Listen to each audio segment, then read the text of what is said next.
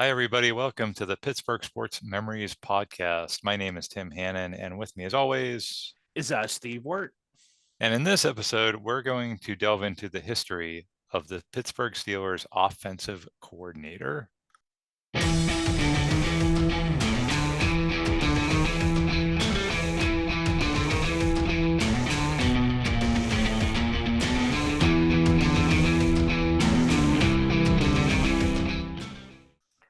Wow, I can't wait to hear the offensive coordinator in 1933.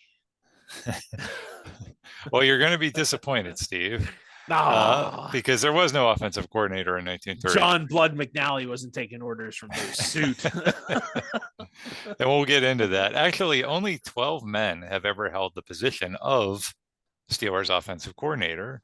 And it's largely a thankless job in Pittsburgh.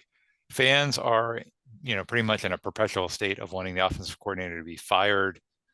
Players have even come out publicly and attacked the offensive coordinator at times. And Steve, here's a good question before we get into this. Why do you think that is? I mean, to me, the defensive coordinator has always escaped criticism a lot more so with the fans than the offensive coordinator. Do you agree? And if so, why? Wow, that seems like a loaded question. I don't, you know what? The defense in general seems to escape criticism overall. I don't know. I think Tim Lewis took some heat, and he was a defensive coordinator when they stunk like in 2000. What year was that? 2001 or 2002? Yeah, like before the year before Tommy Maddox, right? Yeah. Like they're really bad. Everybody's putting up like 40 points on them. That was the Patriots. Remember the Patriots and the Raiders put up like a ton of points like in back-to-back weeks. Mm-hmm.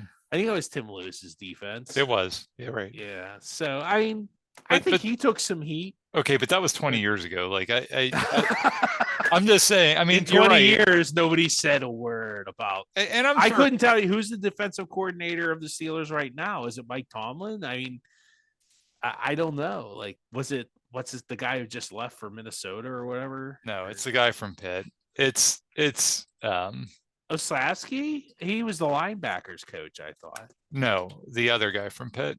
The other guy from Pitt, Daryl Austin. Daryl Austin, yes. I thought he was just a defensive backs guy. No, he's the defensive coordinator. So so maybe that's a good example of. Anyway, I think the defensive coordinator seems like they don't get as much criticism. The offensive coordinator definitely is a target.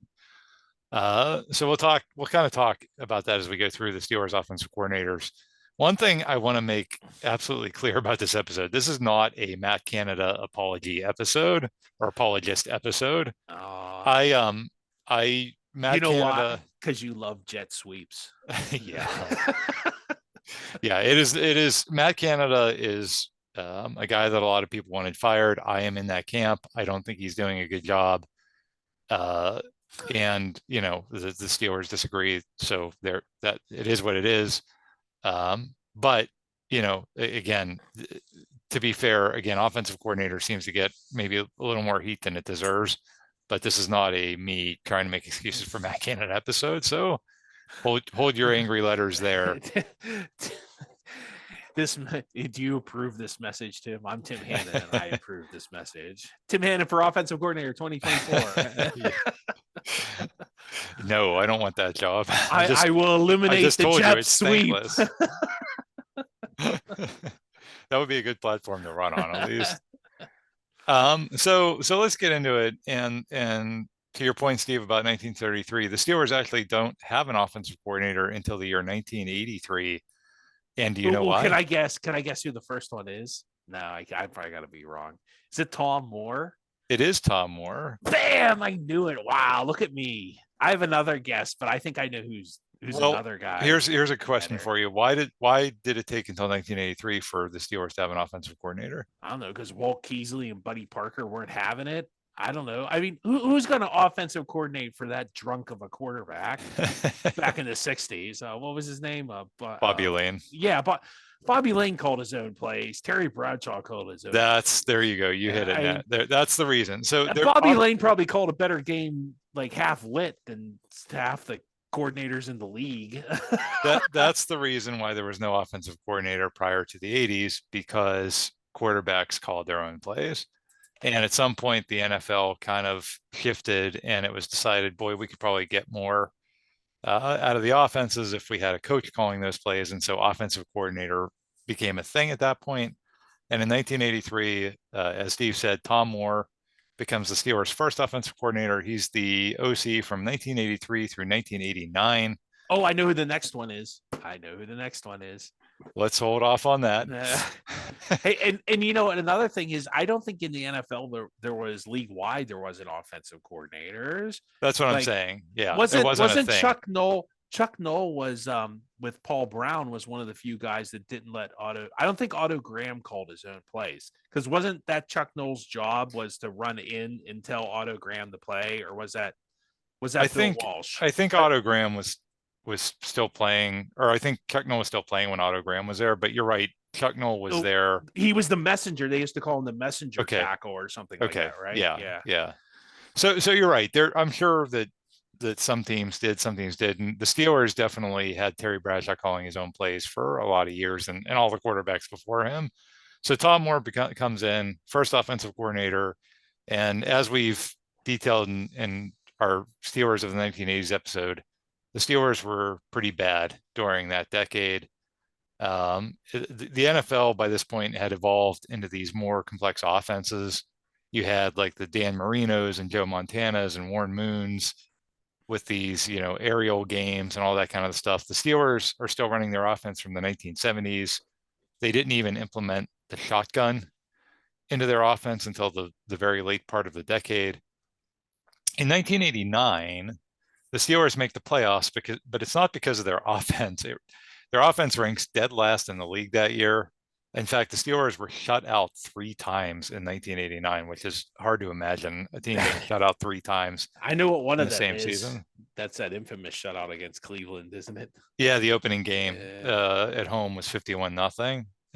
They were shut out by Houston and Chicago, I believe, also that season. I know the Chicago game was at home. I can't remember if the Houston game was.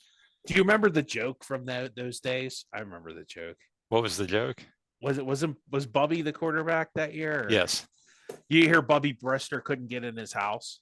Oh, I know what the punchline is. Do you know why he couldn't get in his house? Yeah, because they painted an end zone in front of his house. And then there was like, couldn't get out of bed, couldn't go to the bathroom. Right, right. Just paint an end zone where you don't want the Steelers offensive player to go, and you have an easy punchline at the water cooler in 1989. Yeah. Why couldn't Bubby Brister go to the urinal in Heinz Field or Acrisure or whatever? Because they don't exist anymore. Yeah. Yeah. never gets old. Yeah. So after that 89 season in which they were shut out 3 times, Tom Moore is relieved of his duties. And it's funny because it definitely was Tom Moore, because he never goes on to like coordinate a prolific offense for the rest of his career. Well, yeah. So yeah, you're right. We'll get to that. It's an interesting scenario. It's very similar, Steve, to where we are right now, because everybody wanted Tom Moore fired. Like you said, all these jokes about, the Steelers couldn't do anything. But then the offense kind of starts to gel late in the season, and they're within 1 point of advancing to the AFC Championship game. They were in the divisional playoffs. They were beating Denver in Denver, and Elway brought them back. They were almost in the AFC Championship game that year. So it was like, well, yeah, the offense stunk, but they were getting better there at the end. And what do we do? Well, in 1989, they decide to fire the offensive coordinator anyway. And as Steve alluded to, Tom Moore goes on to become the offensive coordinator for the Indianapolis Colts during the entire time that Peyton Manning is there. And he oversees Manning's, not only his development. I think Tom Moore was still on the Tampa Bay staff last year. I think he's got to be in his 80s or 90s, don't you think, Tim? I mean, I don't know. I don't know where he is now, but definitely he had those years with the Colts where, I mean, Peyton Manning developed into one of the greatest quarterbacks in NFL history. The Colts win the Super Bowl. Oh my gosh. You have got to be kidding me. He is an offensive consultant for the Tampa Bay Buccaneers, 2019 to present. Okay, so he worked with Tom Brady later on. So yeah, Tom Moore Good, definitely good gravy. yeah, Tom Moore definitely overcame the being the Tom coordinator Moore of a is team that 84 years young. wow. He was born before World War II. Wow. So yeah, definitely overcame the reputation of, having the lowest rated offense in the league and Did you getting hear shut out Tom 3 times. Brady couldn't get into his house in Tampa? No, no, no. Well, and so this is a good example, Steve, of where offensive coordinators can really be put into no-win situation by fans. Because if he sucked in Pittsburgh with Mark Malone and Bubby Brister, then that was his fault for not developing an offense that they could win with. If he's great in Indianapolis with Peyton Manning, or if he's, helping out Tom Brady, then big deal. Anybody can win with those guys. So, but I think more or less proved that he was a pretty good coach, and The truth probably lies somewhere more in the middle. somewhere in the Yeah, middle. And then yeah. also, the head coach still dictates what kind of offense they want to run. And I think Chuck Noll, again, like I said, wanted to run his offense from the 70s. So Well, it worked in 1973. it did. Um, so we're going to do a fun fact about each of these guys, and our fun fact about Tom Moore is he still holds the Steelers record for most seasons as offensive coordinator. He was the OC for 7 seasons. No That's one else, the longest. no one else has Wow. matched that tenure since. How long does Matt Canada have to go to match that? Like five Way more. too long. How many jet sweeps do you think he can sneak in that? So, Steve, you mentioned you knew who the next guy is. Do you want to tell folks? Oh yeah, he would be the creator of the whole football program at Robert Morris, and has a stadium named after him. That would be one Joe Walton. It was Joe Walton. He's Yeah. the offensive coordinator from 1990 to 1991. Walton had been the former head coach of the New York Jets, and if you ask Jets fans, he's probably best known for the massive playoff collapse they had in Cleveland in 1986. But he was a pretty good coach. He got the Jets to the playoffs several times, which for the Jets in any era Yeah, is that's is is pretty a big good. Yeah, deal. yeah. So when he comes in as offensive coordinator, it's seen as a step up. Again, the Steelers had the last rated offense in the league whenever Tom Moore got fired. But Walton's system is very, very different than Tom Moore's. It's much more complex, and it gets off to quite the disastrous start.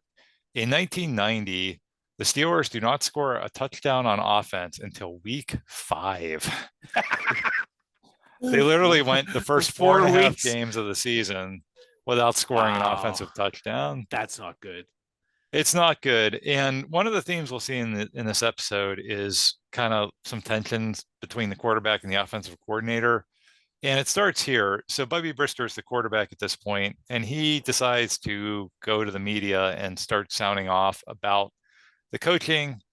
And I'm reading here from an article in the paper from 1990. It says Bubby Brister saying he was, quote, about to become unglued, ripped Walton's short pass oriented system after the Steelers managed only 46 rushing yards and Sunday's loss to Cleveland. Brister said, quote, we came so far and now we're so far back. There's no reason why we shouldn't get the ball to Lewis Lips and Derek Hill and Mike Mularkey and Tim Rowley and Merrill Hodge all the time. They're our 5 best players. End quote. Wow. I hear another offensive coordinator in the mix there. Yes. Yeah. Yep. Yeah, we I will can we name the will next. I think I'm going to hit every offensive coordinator. I think okay, I am we'll because we'll, I we'll know I ask know the you. next one. I'll know the Well, next one. So just ask me before each one because I'm yes, pretty sure I know the next one. I will do that. I'll put you Yeah, on the spot there. yeah. And you're right, Mike Mularkey, a name we're going to hear later. So Steve, Well, he should be catching more passes, apparently, according to Bubby Brister. But you yeah, know so what? Bubby Brister always wanted the Swedish bikini team to come for Christmas too. So I don't know. so so so Steve, how do you think Chuck Noll? You think Chuck Noll was? How do you think Chuck Noll reacted to Bubby saying all that in the media? Was this the benching of Bubby and then the "I don't mop up for nobody" comment? It it Eventually, did it lead to all of that? it not directly, but Noll decides to go to the media and rip Brister back, and he does allude to replacing him with someone else. The headline in the Pittsburgh Press is, quote, Brister told to shape up and shut up. And Bubby, That's the headline. that's literally the Wow, headline. Yes. nice. I like it. Bubby does apologize, and things do get better after that 5 week stretch. They actually averaged 21 points per game the rest of that Oh, season, that's not terrible. but it doesn't really get a whole lot better in year two. And then when Chuck Noll retires after that 91 season, that's kind of the end of the Joe Walton era. And Merrill Hodge, they asked Merrill Hodge about it later, and he said, quote, Joe Walton came in and it wasn't a good fit for the offense. Tom Moore had us drilled. We were a young offense. We were starting to come around, and then we had to start all over with Joe Walton. So again, sort of similar to where we are now, right? You heard similar comments from Kenny Pickett and Najee Harris last year about, starting over, and we're finally starting to get this. And Merrill Hodge says that that's the way they felt, and then the rug was pulled out from underneath them, and it didn't work out. So Joe Walton, as Steve mentioned, goes on to become the head coach at Robert Morris University. That's a school that didn't even have a football program before Joe Walton, and he's incredibly successful. He wins 5 consecutive NEC conference championships. He sends multiple players to the NFL, which for Robert Morris is didn't even have a football program, is pretty impressive. And he coaches there for 20 years. And as Steve said, the football stadium there is even named after him. So Joe Walton definitely goes on to have some success after the Steelers, but his time with the Steelers, not good. Not good. Fun fact about Walton, Joe Walton and his father, Frank Walton, both played college football at the University of Pittsburgh. Nice. Did they also say, like, good night, Joe? Good night, Frank? No. Bad Walton's reference. No. Yes. Moving on. So, Steve, who's the next offensive coordinator? That would be Ron Erhard. Correct. From 1992 to 1995. So in 1992, the Steelers need a new coach. They hire a guy named Bill Cowher, and Bill Cowher needs an offensive coordinator. So he hires this guy, Ron Erhard. And Erhard had been the offensive coordinator for the Giants for the previous decade. And those Giants teams, if you remember, were pretty successful. Bill Parcells was the head coach, and Parcells had Erhard coaching the offense and some guy named Bill Belichick coaching the defense. And those teams were always very much like defense first. Offense was kind of smash mouths, ball control, game manager quarterbacks. Mark Bavaro. Yeah, Mark Bavaro, Joe Morris, Phil Simms, Jeff Hostetler, those kinds of guys. And that style had won New York 2 different Super Bowls. So when Parcells retired and Erhard was looking for a new job, this was seen at the time as kind of a steal for Pittsburgh, especially because that New York Giants style is exactly what Bill Cowher wants to emulate with the Steelers. Erhard's quoted philosophy was throw to score, run to win. So that's fair enough. That seems smart, seems reasonable. Yep, that was the way Ron. Like you get a big lead, and then at the end of the game, you run off the clock. That seems like a smart strategy. And it goes pretty well too. Yeah. Behind Neil O'Donnell, Barry Foster, Eric Green, players like that, the Steelers win a lot of games. But that offense kind of gets stale pretty fast. And I think the problem was when the defense melts down, because the Steelers had a really good defense, but if it ever melts down like it did in the second half of the AFC Championship game against San Diego, you can't score enough points. That's right. The offense and the offense just isn't dynamic enough to bail them out. Cowher, I think, recognizes that, and he tries to fix this by hiring a guy. Sorry, Steve, I'm gonna spoil your guessing game here, but come on. But he hires a guy named Chan Gailey. Yes, he hires a guy named Chan Gailey to be the wide receiver coach and to really have a lot of input into the offense, almost be like the assistant offensive coordinator. And that actually works out really well because the offense opens up after that. They even start using Cordell Stewart in the slash role. That was when Cordell was a rookie. And it carries them all the way to the Super Bowl in 1995. Unfortunately for Ron Erhard, he does not have a play in the playbook for when Larry Brown is 40 miles away from the play covering grass. So the Steelers lose that Super Bowl. After Super Bowl 30, Erhard's contract is surprisingly not renewed. So he is out and Chan Gailey is promoted to offensive coordinator. Fun fact about Erhard, he's the only guy on this list who's a veteran. He served in the U.S. military in the 1950s. I think he passed away. I think he's no longer with us. I think I looked that up real quick. 2012. It's Okay. been 10 years. Yeah. Okay. Yeah. He was an older gentleman at the time, so I'm not surprised I'm surprised Tom Moore is still I am surprised by that. coaching. Yes. Never mind. Yeah. Yeah. So Chan Gailey is our next guy. He's the coordinator from 1996 to 1997, and he leads some pretty good offenses, and he oversees the development of a young Cordell Stewart. And in 1997, the Steelers actually have one of the top offenses in the league, and again, make a deep playoff run. Unfortunately, Chan Gailey doesn't have a play in the playbook for not throwing the ball to the Denver Broncos in the end zone in the championship game multiple times. So the Steelers lose in the playoffs. And really, I mean, I talked about the fans kind of hating these guys, and certainly Tom Moore, and Joe Walton, there was a lot of hate, and Earhart kind of near the end, people were kind of getting tired of those offenses. Chan Gailey, Steve, I feel like I know he wasn't here very long. He But never people, got, yeah, he never got much. He never got any heat, you know. yes, Yeah. people were very happy with Chan Gailey. In fact, he was a little too good because what happens with him is he gets scooped up by Jerry Jones, and he's named as the fourth ever head coach of the Dallas Cowboys. That doesn't go real How well. long? Yeah, he wasn't coach of the Cowboys very long, was he? No, Yeah. it doesn't go well because Dallas. He later becomes the head coach at Georgia Tech, and then coaches the Buffalo Bills. He was also Dave Wanstead's offensive coordinator in Miami, and he's now retired. There's a few people on the interwebs that were trying to whenever people wanted Matt Canada fired last season was like, oh, what's Chan Gailey doing? But he is retired, so people even today still like Chan Gailey. Nice. Our fun fact about Chan Gailey, when he was the offensive coordinator, the Steelers would give him a parking pass to park in one of those private lots at Three River Stadium on game days. But he would always instead give that to his family. And then he would park in the regular lots and walk through the tailgaters to get to the stadium. And he said people almost never recognized him. Nice. I could live with that. That's awesome. Did you imagine Matt Canada walking through the lot with his dumb hat on that he likes to wear? And that would be risky. that would be high risk behavior there. Yes. Yeah.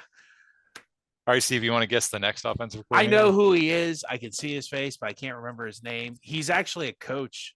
Did he retire again? I know he came back to the Steelers. Yes. He's from Minnesota. His name is Ray Watson. Sherman. Sherman. That's it. Yes. Yeah. Ray Sherman is This is an unmitigated disaster. No, this guy he's never been an offensive coordinator since. Yeah. I don't mean to steal. He's not very good. Yeah. He's the offensive coordinator from 1998 through 1998. Yeah. Yeah. And so to Steve's point, if you thought Matt Canada was unpopular, Ray Sherman, boy, I mean, people ran Ray Sherman out of town, and probably deservedly so, because the Steelers offense really falls off a cliff that year. They scored literally half as many touchdowns in 1998, half as many touchdowns as they had in 1997, with pretty much the same offense. They had lost Yancey Thigpen. He was their best receiver. So that definitely hurt. But I mean, half as many touchdowns. Yikes. I think they lost Ernie Mills too. Didn't Chan Gailey take Ernie Mills to Dallas? Or I don't remember when Ernie Mills left. I just remember that Thigpen definitely left. Thigpen was one of those weird players. Like every other year, he was good. Yeah, well, he had a lot. He was always injuries. hurt. Yeah, he was always hurt. But when he wasn't hurt, he was very awesome. good. Yep. So that was disappointing. Remember, at this point, the Steelers had won 4 consecutive division titles coming into that 98 season. So for them to peter out on offense, and then they finished 7-9, that was very disappointing. And really, as it typically is with these offensive coordinators, this was all about the quarterback. Cordell Stewart badly regresses in 1998. That was also the year that he cries on the sidelines in Tampa, and the fans start all these rumors about him. Steve talked about that extensively in our episode we did about Cordell Stewart. Isn't the rumor that like they let Cordell Stewart interview him for interview offensive coordinators? I don't know if that's true or not, but I've heard that rumor I before. remember that too. Yeah, Yeah, I don't know if that's true or I not. don't But either. yeah. Uh, it's so yeah. I mean, so that bad offense, was that Ray Sherman's fault? Was that Cordell Stewart's fault? Was a little bit of both. It really obviously depends who you ask, because Cordell that year comes out and says some stuff about like, well, I can only execute the plays that are called, kind of this little passive shot at the play calling. I mean, I'll say one thing about Bubby. Bubby wasn't subtle. With this whole like, Yeah. I'm about to come unglued and we need to throw the ball this guy and this guy and the offensive coordinator sucks. Like Bubby was not subtle. You'll see later on with Cordell and Ben and guys like that, they're a little more subtle in their criticism of the offensive coordinator. Bubby did not know subtlety. Ray Sherman's agent says, "quote The quarterback has to look at himself in the mirror." So Ray Sherman's agent attacks Cordell And they Stewart. hired him back. That's the best part. Is I mean, it was like 20 years later, but Mike Tomczak, who is the backup quarterback, he criticizes Stewart's offseason work ethic, and he says Sherman's actually doing a pretty good job. didn't Sherman call a play that wasn't in the playbook? I heard that too. The whole thing was just a mess. It was like Cowher at the end of the season. Cowher started calling offensive plays. Yeah, yeah, yeah, and regardless of what Ray Sherman's agent thinks, or Cordell or Mike Tomczak, I mean, the only person's opinion that really mattered was Cowher's, and he decides, this isn't working out. So Ray Sherman is let go after that one lone season. Our fun fact about Ray Sherman, Steve already said it. He had a second stint with the Steelers as their wide receiver coach in 2019. So they actually hired him back 2 decades later. That was the year that their wide receiver coach, Daryl Drake, unexpectedly passed away. Yeah. So Ray Sherman's a pretty good wide receivers coach from what I've seen. Yeah. And some people are just good at something and not good at other things. It's the way it is. Yeah.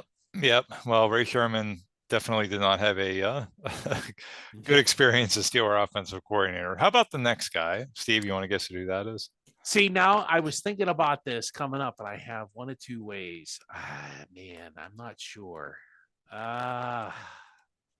Take a guess. Is it Kevin Gilbride, or am I too early? It is Kevin Gilbride. It is Kevin Gilbride. Okay. All right. Kevin Gilbride is the next. It was between two people there, and I wasn't sure the timing of it. Yes. Yes. Kevin Gilbride's the offensive coordinator from 1999 to 2000. And wow, another guy that's only here 2 years. Yeah. Cordell ran a few people out of town, huh? Absolutely. Yeah. And so when Gilbride came in, what Steelers fans knew about Kevin Gilbride was that he had been the offensive coordinator of those high-powered Houston Oilers teams of the early 90s. And so when he was brought in, it was really specifically to work on the passing game.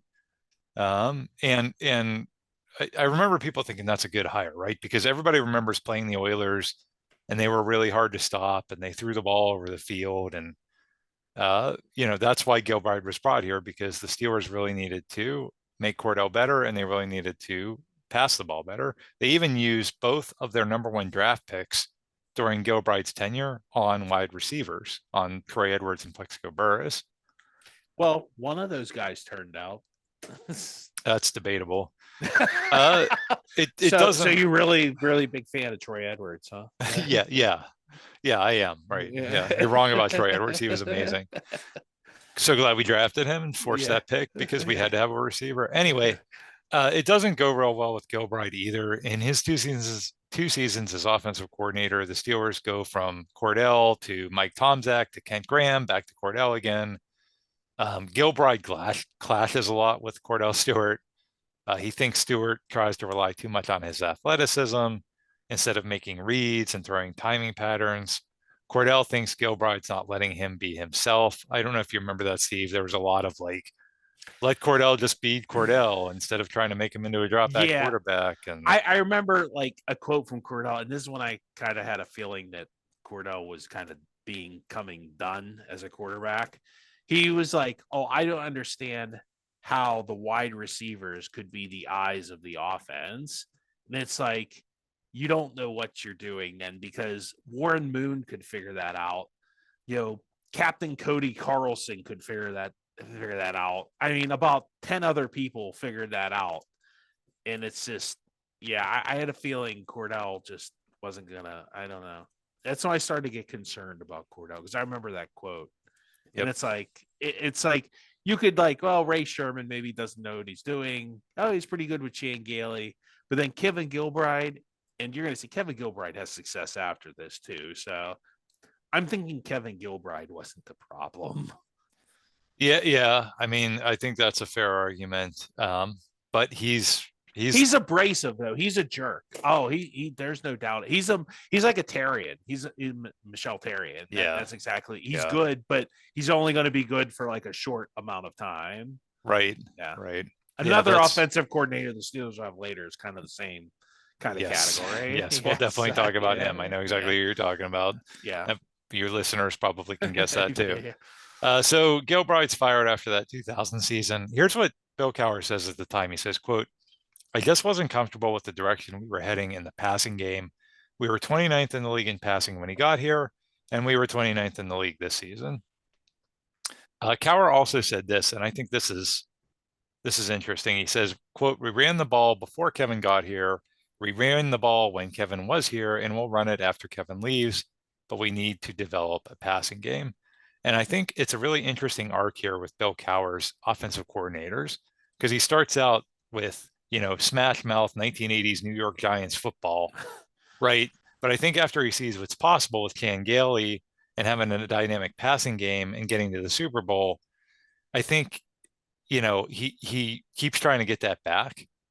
But with Ray Sherman and Kevin Gilbride, it doesn't work. But I think he does succeed with his next hire. But before we get to the next hire, let's do a fun fact for Kevin Gilbride. Gilbride, I didn't know this until I did some research.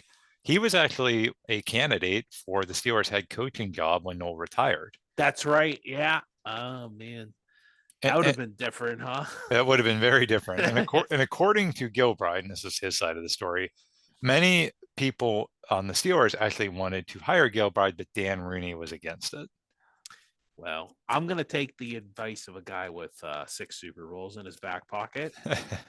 Although, do you have the other fun fact about Kevin Gilbride? He did win 2 Super Bowls with Eli. Yeah, I think. Yeah. Yeah, I don't have that, but yes, it's worth mentioning that, like, to your point, is it, it's just interesting how guys, if guys go on to succeed elsewhere, is it because they learned something, they maybe needed to learn some things in their career and then they got better later, or is it because they had bad personnel that they couldn't have worked with no matter what, right? So maybe a little bit of both. Gilbride said also that Dan Rooney told him whenever he didn't get the Steeler job, Dan Rooney told him to, quote, get out of Houston. And that was before he got punched in the face by Buddy Ryan. So maybe Rooney was onto something. Yeah. Nice. So the next offensive coordinator, Steve. That's a bunch of malarkey. Tim. It's Mike Mularkey from 2001 to 2003. I think we should be throwing the ball to him more. Bubby thought so. Yeah. After turning through several coordinators to work with the quarterback, the Steelers finally seemed to find the right fit with Mike Mularkey. In 2001, the Steelers go 13-3, and Cordell Stewart is actually an MVP candidate. And there's a cover story. Sports Illustrated does a cover story about Cordell Stewart that season. And in that story, he talks about how he had multiple offensive coordinators at both Colorado and at Pittsburgh. And he says, I'm finally in a comfort zone. He says, quote, Mike treats us like adults. It's fun. I'm like a little kid in a park. So Cordell's having fun. There's a coach who he feels like respects him. Like you said, Gilbride was abrasive. Mularkey at this point is pretty not too far removed from his playing days, pretty young. So there's obviously something in there that Mularkey finds where he can motivate Cordell maybe better than these other guys could. Unfortunately, Mike Mularkey doesn't have a play in his playbook that prevents a field goal from being blocked and a punt being returned from a touchdown in the championship game. So the Steelers lose that. Or Cordell throwing like interceptions to wide open defensive backs of the New England Patriots. That didn't help either. And then in 2002, Cordell has a very rocky start to that season, and he's replaced by journeyman Tommy Maddox. And that really takes the offense to even newer heights. Maddox sets team records for passing. And then in the playoffs, the defense does indeed melt down against Cleveland, but this time the Steelers have an offense that's able to bail them out with a comeback. So kind of interesting. Was this the offense Cowher was striving for all those years? It kind of seems that way, but unfortunately for Cowher, the next season doesn't go well, and then Mularkey's hired away to be the head coach of the Buffalo Bills.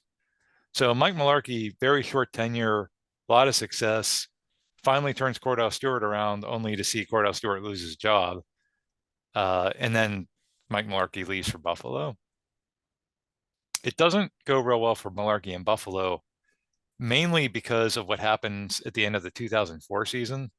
The Bills are Yeah. hosting the Steelers, Yeah. This and is all they need bad. to do is win the game, and they're in the playoffs. And the Steelers have nothing to play for, so the Steelers have all their backups in, but the Steelers still win the game and win it pretty convincingly. Yeah, Tim, do you want to name some of the backups they are playing? Yeah, so Yeah. at the This time, this is seen as just what a total in Buffalo. This is seen as what a total disaster. The Steelers have these no-name guys in.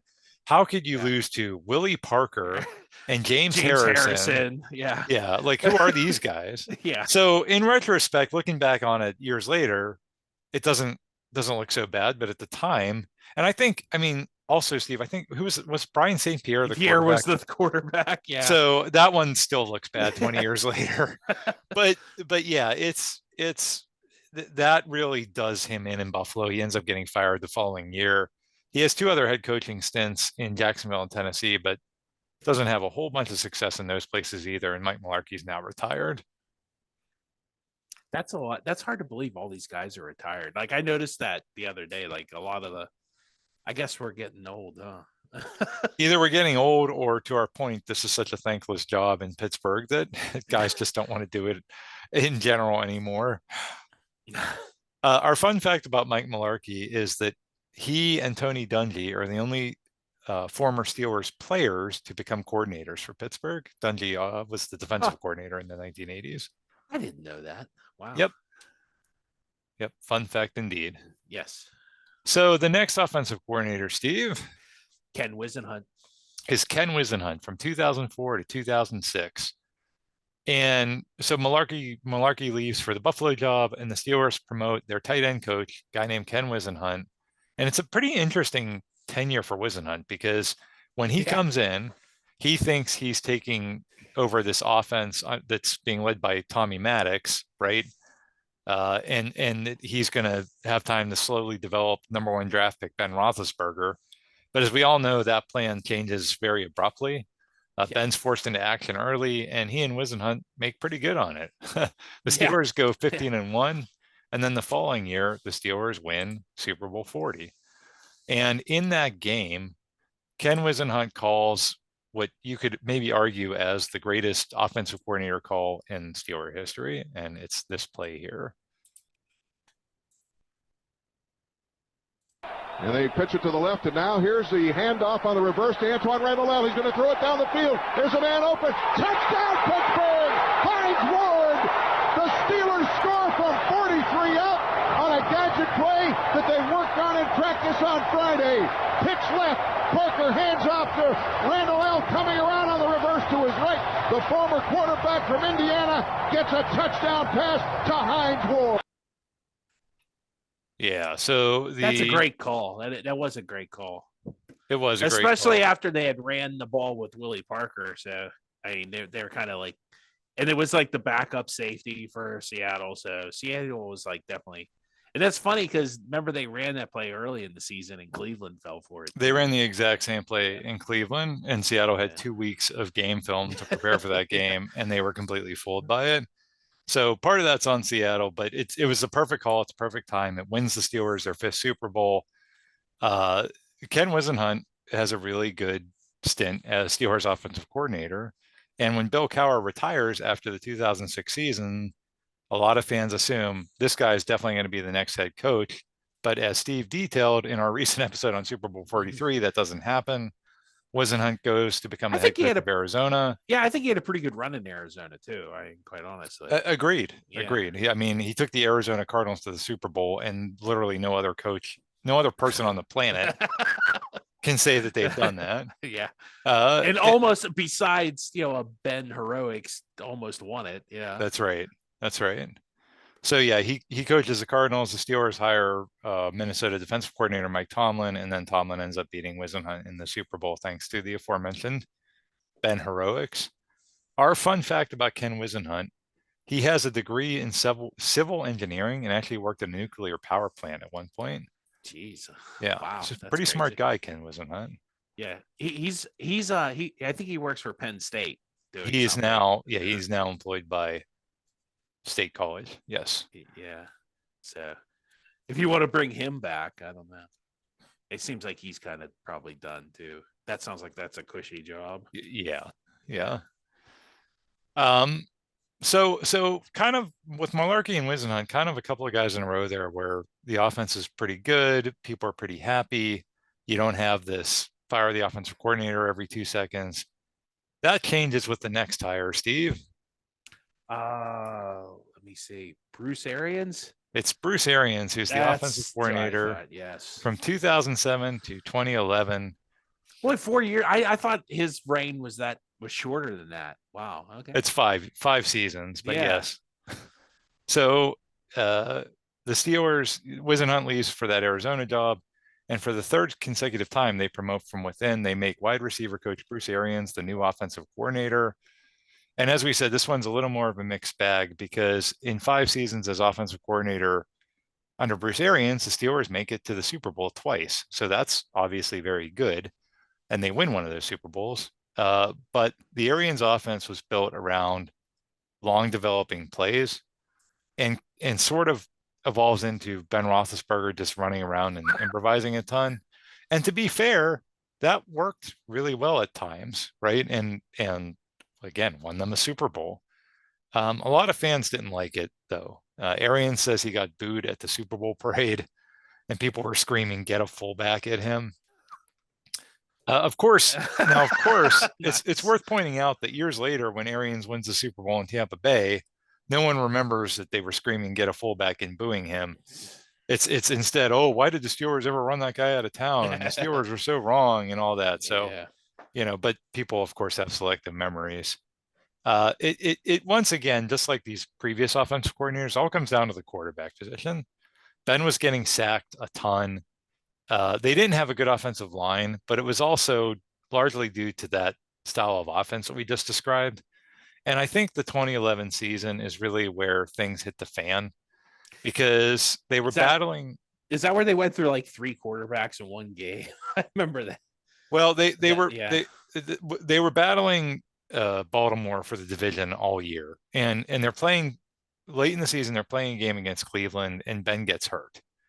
And the next week, they had a chance to overtake Baltimore in the division with a Monday night game in San Francisco, but Ben was hurt and they lost that game, and they had to go into the playoffs as a wild card.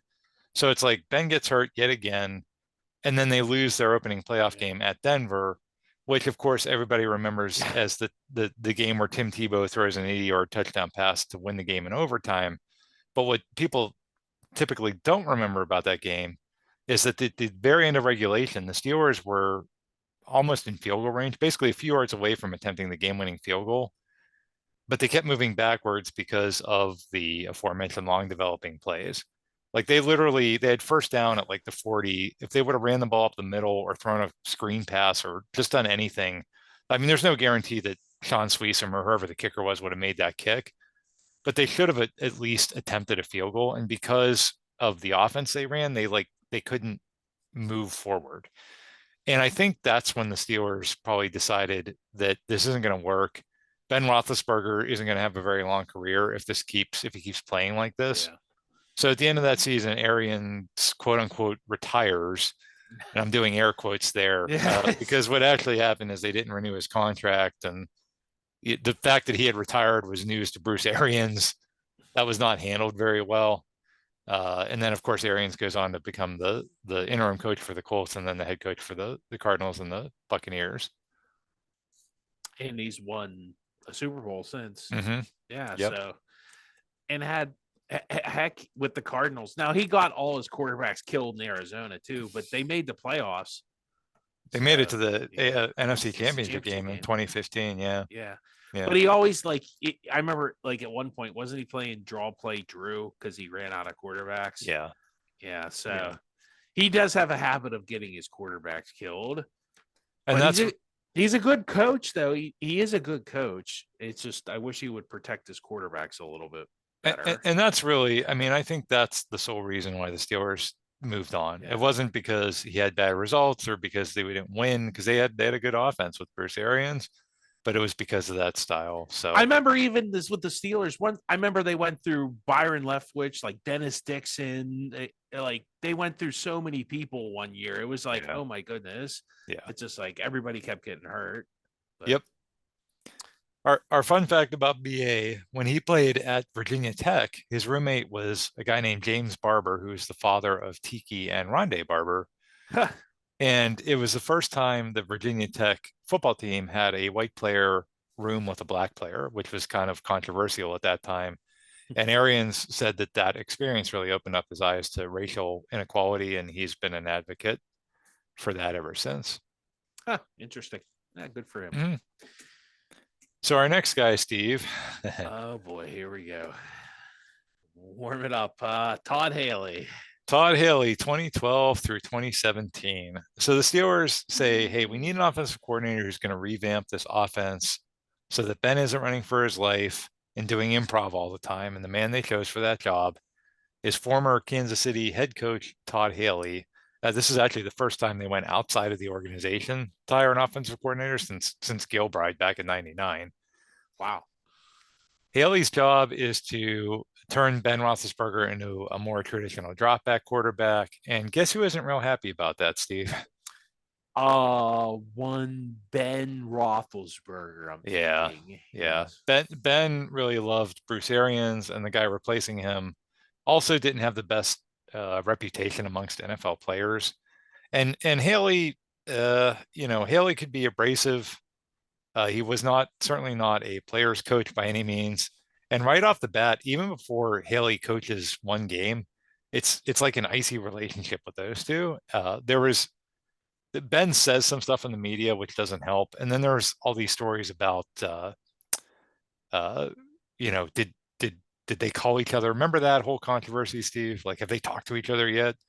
No, I Haley don't reach out to remember. Ben. I remember like Todd Haley like not paying the check or something, and there was like a whole bunch of craziness like that. Like they're starting to be off. I think that's later. There starts to be like weird off, and it like weird off the field stuff. Like it's like, oh, my wife was supposed to pay the check or something odd. I don't know.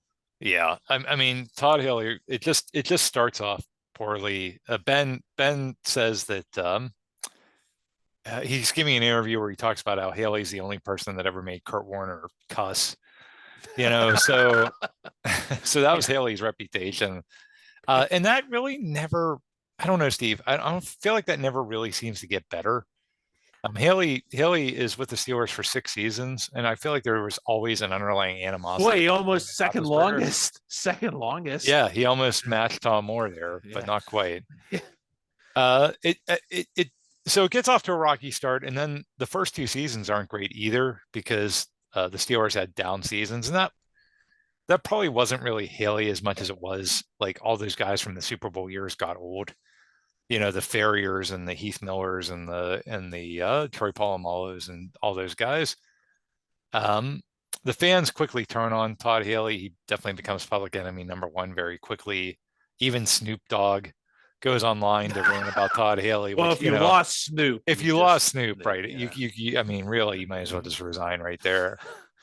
But after that, the offense actually takes off, and statistically, at least, they put up some of the most eye-popping numbers in team history. Ben does become the more traditional quarterback that the Steelers wanted him to be, and the Steelers win a lot of games. Ben sets a bunch of team passing records. So mission accomplished, right? Well, they never won a Super Bowl. That's the problem. Yeah, they never, and they typically lost fairly, not early in the playoffs, but they never went real deep. Underachieving. But once again, I wouldn't blame Todd Haley for that. I'm sorry, that was Le'Veon Bell and Antonio Brown. Character counts. and those guys didn't have it. They were a character. They didn't have character. I mean, Yeah. I think you're right. There's many reasons that it's not just the coaching in those playoff games.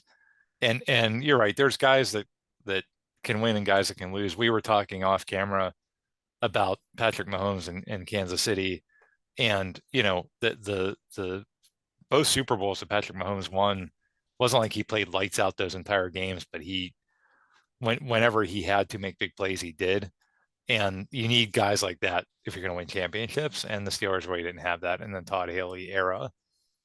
It doesn't stop the fans from blaming him, though. The fans still really hate Todd Haley. And the It brings Steelers it on himself a little bit too. Like, definitely Todd Haley couldn't have parked in the tailgating lots and walked through and made it out alive. definitely not. Yeah. The Steelers also blame Haley because they let him go after the 2017 season. Mike Tomlin says it was just, quote, the appropriate time to move on. I agree with Tomlin on that one because that guy definitely has a shelf life. Yeah, I was gonna mention that later, Steve. You had said that in a previous episode about Haley just kind of has a shelf life. You want to elaborate more on what you mean by that? He's like Michelle Therrien. Like I said, there's just some coaches that like the yelling and screaming works for a while, and then it kind of like I think players start to tune it out. Like you'll get people's attention for a little while, and sometimes you need that to get people's attention. Even Kurt Warner said that when they were messing up or something, Todd Haley was that guy that would call them out on it and kind of point it out and motivate them. And it can be effective, but I think there's a limit. There's a shelf life. That's what I mean.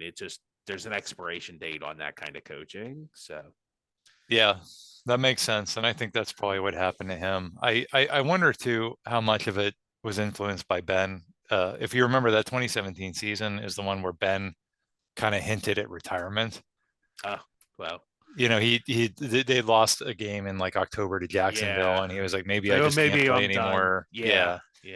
So, was the firing of Todd Haley done to make Ben happy, especially when the next offensive coordinator was Ben's quarterback coach?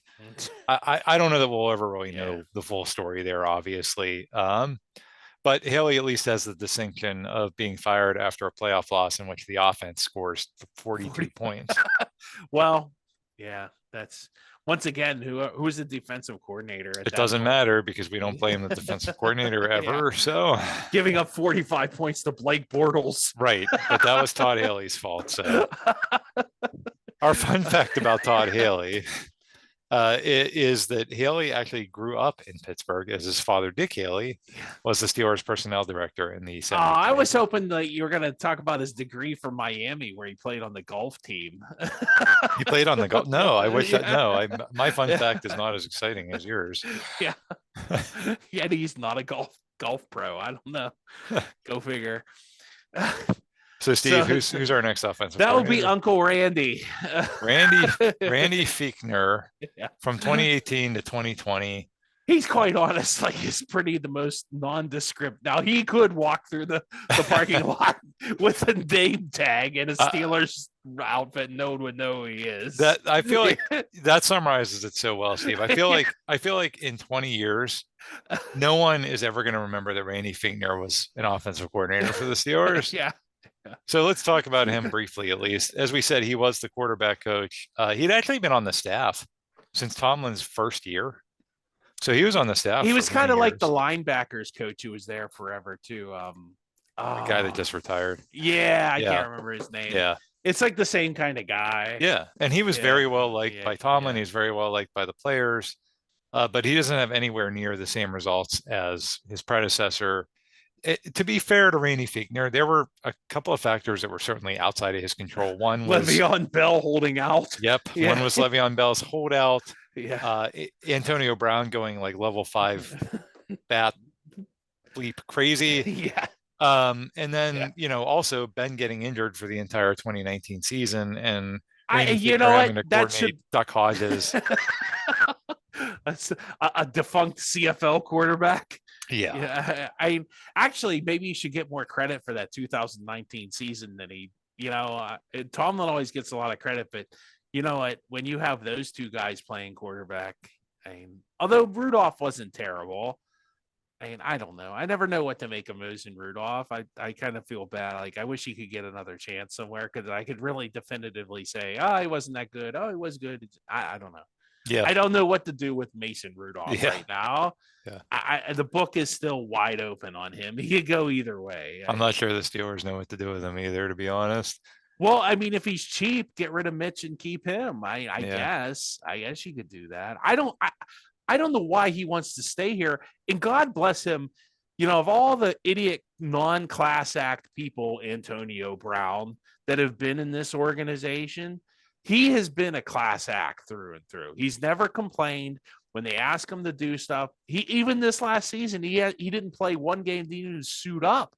And he was doing, you know, he was giving away the Super Bowl tickets. You know, I mean, maybe he's not going to be an NFL quarterback, but as a person, he seems like a decent person, you know, just from the out. I don't know him, you know, if he was walking through the, you know, parking lot, well, people probably would recognize him, but I mean, I don't know. I just, you know, just from the media reports, he doesn't seem like he's a horrible person. So it's my Mason Rudolph rant. I don't know. There you If go. you're out there, Mason, I hope you go somewhere and have success. I really do. I would really like to see that guy have some success somewhere. Well, one guy that didn't have success was Randy Fiegner. After 3 seasons, the offense really, I mean, I think it's fair to say it regressed way more than it improved. Well, I think Ben's arm after that injury just was never quite the same. Yeah. So our fun fact about Randy Fiegner was that his father, Ross, was a defensive back for the Cleveland Browns the last time they won a championship, like 800 years ago. Wow, 1963. Cool. Wow. So there you go. He played for Paul Brown. Randy Fiegner can say, like, wow, my dad actually won a championship in Cleveland. Which a lot of people can't say. LeBron James. Right. Yeah, pretty much. So that brings us to Captain Jet Sweep himself. Matt Canada is the offensive coordinator from 2021 to present. You know, Matt Canada, Steve and I did an episode a while back on the 2016 Pitt football team. And we talked about Matt Canada in that episode because that Pitt offense, which was led by Matt Canada, averaged 40 points per game. And I'll be honest, Steve, I was excited when the Steelers hired him.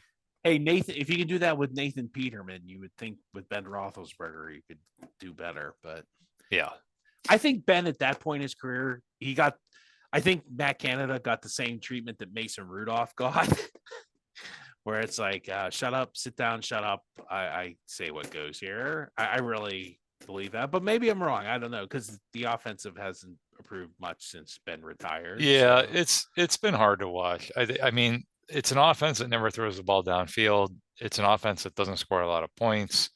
Nobody's ever open. Like, it's so weird. Like you watch like San Francisco or Kansas City, or, you know, it's just like, you can't tell me San Francisco's like, I mean, their wide receivers are good. Ayuk's good, but is he that much better than Deontay Johnson? Deontay Johnson is never like open by more than like a fingertip, you know? It's like every ball has to be perfectly thrown or it's not going to be caught. And even then it might not with Johnson. Well, and that's the thing. When you watch some of these other teams, like the ones you mentioned, you know, and I mentioned Mahomes in the Super Bowl and all that. I mean, they just have these dynamic, innovative offenses, and it seems like we're light years away from that. Kansas City has Todd Kelsey, and that's, did I say his name wrong? No, yeah, Travis Kelsey, but yes. Travis Kelsey, yeah. Sorry, changed his name to Todd. Kelsey. No, that's fair. They may have better players, but it just some of the calls that they have and some of the things they do, it just, I don't know. I mean, I guess if you want to, you would think Freiermuth could at least be similar to that. I'm not saying he's going to be Travis Kelsey, but I don't know. I guess if you want to say anything positive, it's that the running game finally got going at the end of Canada's second year. Well, their offensive line's just been horrible. Yeah, well, and the offensive line started to come together a little more. You could also say that his hands were tied by having an old immobile Ben in his first year and then having to work with a rookie quarterback in his second year. I think, you know, so like I said at the beginning of the episode, Steve, I was in the camp of fire Matt Canada. I did not want Matt Canada back. I think I think he's proven who he is and what his ceiling is. But I think, to be fair, that'll really be proven in year 3, because you won't have a Yeah. rookie quarterback. You'll have an offensive Yeah. line that's actually decent starting off the year. You have all these guys that were gelling. You have a decent running game. So, what's he going to be able to do at that point? I think it's going to be really telling at that point. I pretty much made my prediction, but I'm really hope I'm wrong. I'd love to be listening to this a year from now and being like, God, I was so wrong about Matt Canada. I would love that, but I don't think it's going to happen. He didn't, I don't know. Maybe it just doesn't work at the NFL level, but there is times it has worked. I remember that game against Carolina last year where I think it was Adam Archuleta literally said, "Oh, the Steelers, they scored a late touchdown. They're like, oh, the linebackers hesitated." And that's the whole point of that offense. But once again, there's a difference between getting whoever plays linebacker for Carolina to hesitate and whoever plays linebacker, Patrick Queen, and that other guy is really good for Baltimore. Yeah, that, Roquan Smith. Yeah. Yeah, I mean, those guys are just so fast. Even if they do hesitate, they might be able to make up the difference. So yeah. I don't know if maybe that's the problem with the scheme. Is it's just because it's all like it's basically the option run game is basically what it is. It's based on you're going to establish the run up the middle, and if you can get teams to overcommit to that or sell out, then you can hit them with, that's when the jet sweeps get really effective because you're trying to clog up the middle to stop the run. And now, you're either going to hesitate to stop that run up the middle, or you're going to let a guy go around the end for a lot of yards. So we'll see. I mean, I really hope it works. I mean, it'd be nice to see the Steelers I do too. Playoffs. Yeah. And it did get a little better at the end, but it was more Kenny Pickett made some plays at the end of the game against some teams that weren't exactly playoff teams. But like you said, maybe the offensive line gets better and maybe that helps things. I don't know. Yeah, I hope so. Especially for Kenny Pickett's sake, but also because obviously we're rooting for the Steelers. I hope it works out, but yeah, we'll see. So our fun fact about Matt Canada is that he was cut from a travel football team when he was in elementary school. And he says that's really what lit the fire for his career. And if that sounds like a kind of a boring fun fact, well, Matt Canada is kind of a boring offensive coordinator. So there you go. What are you going to do? So that's the history of the offensive coordinator in Pittsburgh. Some guys it worked out pretty well, some guys it didn't. And a lot of hatred from the fans and even from some of the quarterbacks. So not an easy job, to be fair to Matt Canada and everybody else. Not an easy job, certainly, especially in this town. Steve, any final thoughts? Well, I don't know. Let's hope they get it right this year, because it would be nice to see them have some success. But you said you can blame the offensive coordinator all you want, but if you got Duck Hodges, what else can you do, right? That's right. Yeah. All right, folks, thanks so much for listening. Please subscribe to our little podcast on whatever podcast service you listen to us on. Please rate and review us if you feel so led. That'll help other people find the show. Connect with us, please, on Facebook or Twitter, and we'll catch you next time.